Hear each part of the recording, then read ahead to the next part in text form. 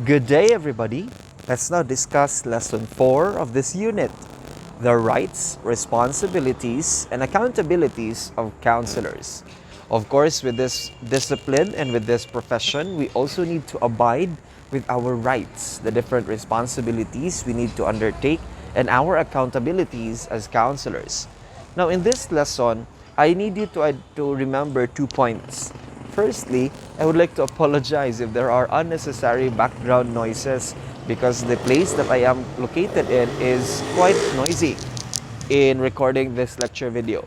Secondly, I want you to take down notes of key discussions and questions that may be formed during the course of our discussion so that we can cater to them during our online discussions, in our online classes. Alright, now let's begin this lesson with this concept. Disciplines and professions that directly work with human well-being should be practiced with caution since life and health are at stake.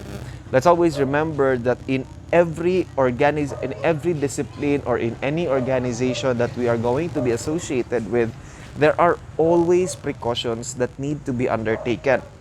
So for this lesson, hence, professional organizations develop codes of ethics and standards to regulate the conduct of their members. So for this lesson, our main objectives are the following. Identify and explain the rights, responsibilities, and accountabilities of counselors, and understand how these rights, responsibilities, and accountabilities influence the counseling profession.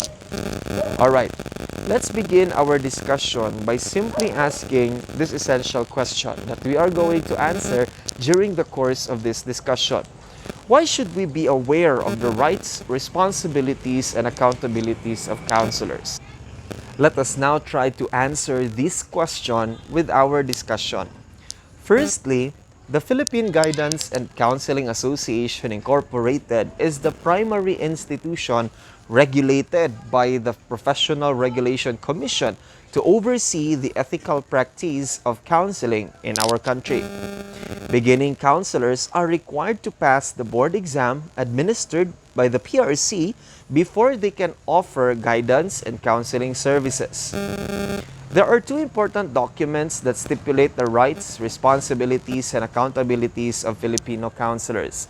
And these are the Guidance and Counseling Act of 2004, and the Code or Manual of Technical Standards for Registered and Licensed Guidance Counselors.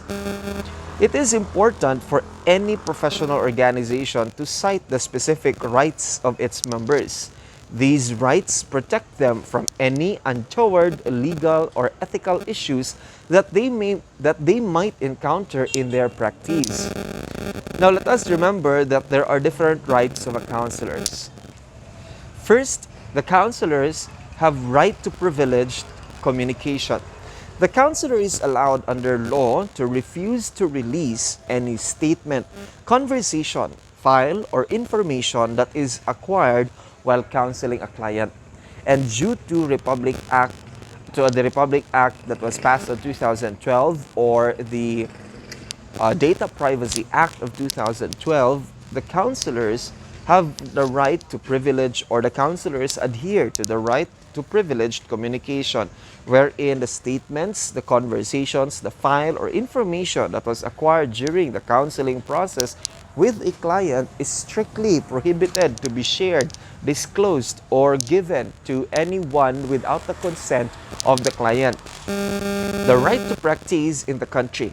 If a counselor has satisfied the minimum requirements for practicing professionally in the country, then he or she is able to enjoy work-related privileges that are mandated by law.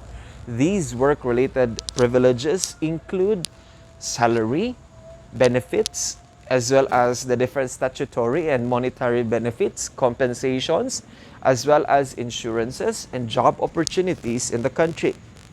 We also have the right to continuing activities for counselor care. The professional organization may offer various continuing activities to its members, such as seminars and training, administrative opportunities, and research-related activities. We also have the right to rehabilitation services. Counselors who experience work-related stress have the right to seek rehabilitation and psychological support from other mental health professionals.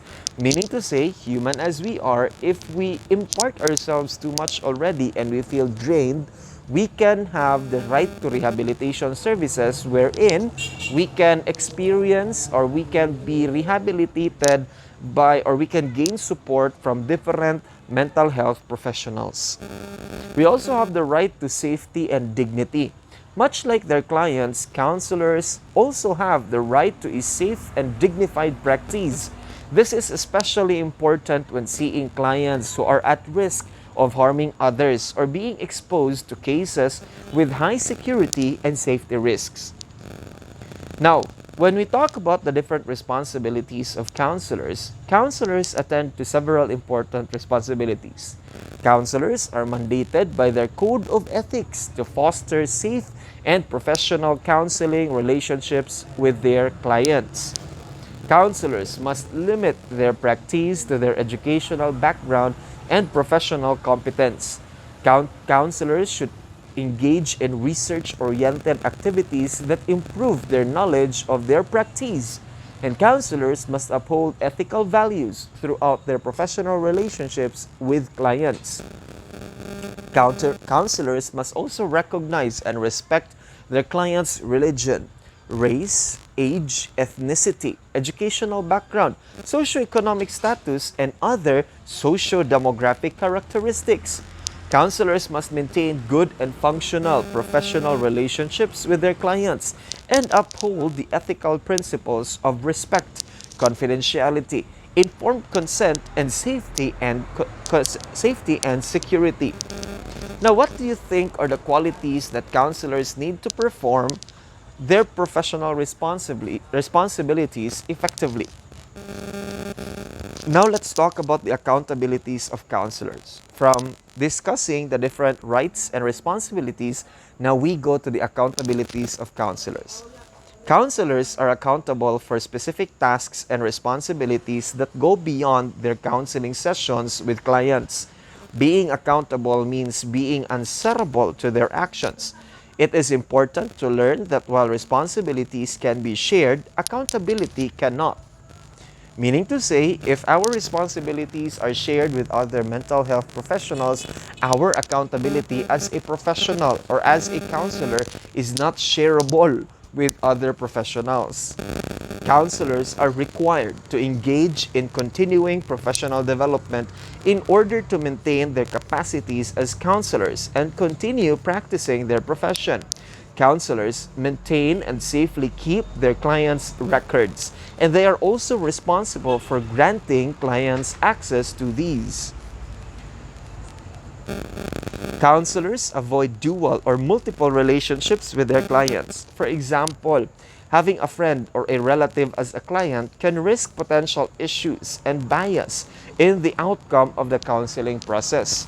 Counselors are responsible for ensuring that all equipment to be used in counseling, especially computers and data banks, are adequately secured to ensure the client's privacy and safety.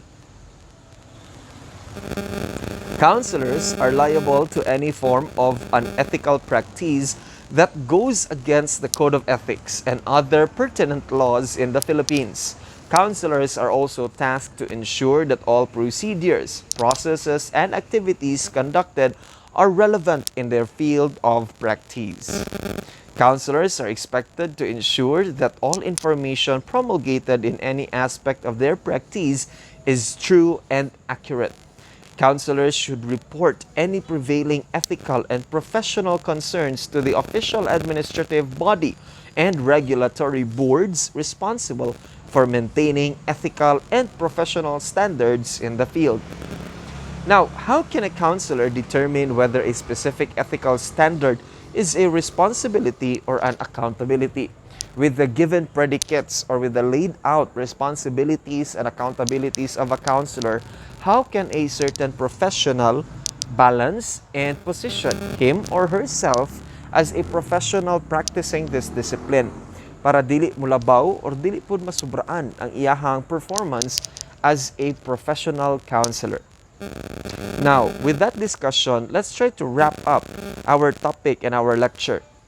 First, through the Guidance and Counseling Act of 2004 and the Code or Manual of Technical Standards for Registered and Licensed Guidance Counselors, standards on the rights, responsibilities, and accountabilities of counselors are promoted.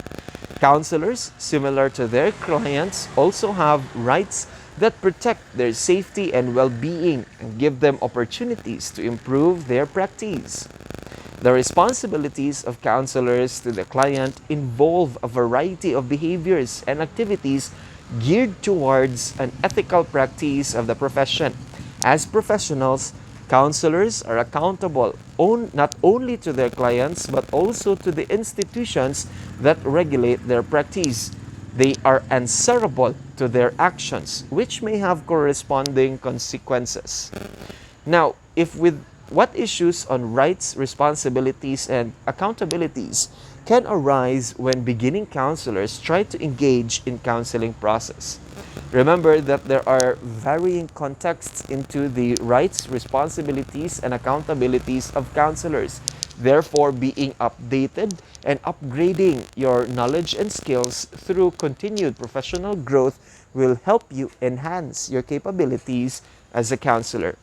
Now, with that being said, make sure that you are able to understand the concepts discussed in this lecture video. See you on the next lecture videos. Keep safe and God bless.